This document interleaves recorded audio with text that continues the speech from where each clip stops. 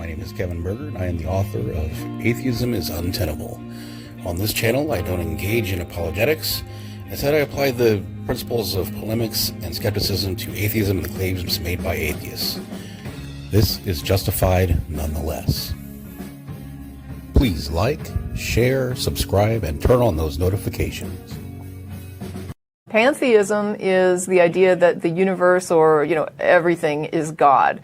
And then you have a further idea that is called pantheism, which is that everything is God, but then there's this sort of, once you put everything together, there's this additional, turn it up to 11, right? There's an additional thing that is more than the universe once it all comes together, which is the kind of more divine aspect to it.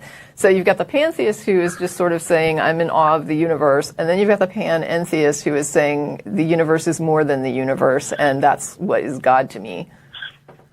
What I heard is that you had this thing over here that is awesome and big and complex, and you want to give it a synonym of God. And why would you want to bring all that baggage that the word God has with it, and not just take this thing as it is? We could define all the characteristics of the universe, and I'm assuming that we would largely agree. Yes. But you're adding something to that while also saying that it's synonymous. And I would like to know, what's the justification for adding something to that? Because the God label carries some baggage, and if you say that God and the universe are synonymous, then you're simultaneously trying to add the baggage and deny the baggage. I find such arguments from atheists amusing because they expose the irrationality on behalf of atheists that they often imagine doesn't apply to them. When it comes to pantheism, why call it God is a fallacious question, specifically a semantic fallacy, and I'll explain why that is. Because words don't have intrinsic meanings. They have usages, and a person using a term that is a manner consistent with the consensual usage doesn't need a reason to continue to do so. The fact that pantheism, panentheism, etc. exist is evidence that this is how some people use the term. The usage is, in fact, aligned with convention, whether atheists like it or not. One's aversion to a term's usage does not logically invalidate that usage. No, it's the person who objects to the usage who has to provide a valid reason for why the term shouldn't be used in a particular context.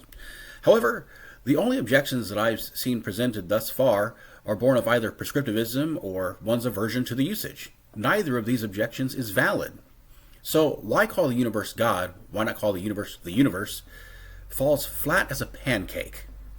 And before anyone complains about being worried that the word might be used to smuggle in some baggage of their religion, because the concern of baggage is coming from your own preconceived notions, your issue is with the connotations of the term rather than with the denotation.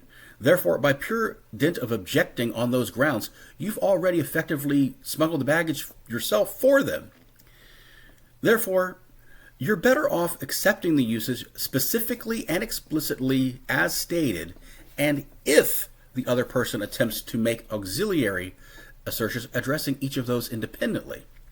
That is to say, if a person says the universe is God, I can agree and say, okay, we agree that the universe exists, and if to you the universe and God are co-equal, then God exists. However, I reserve my right to continue to call it the universe.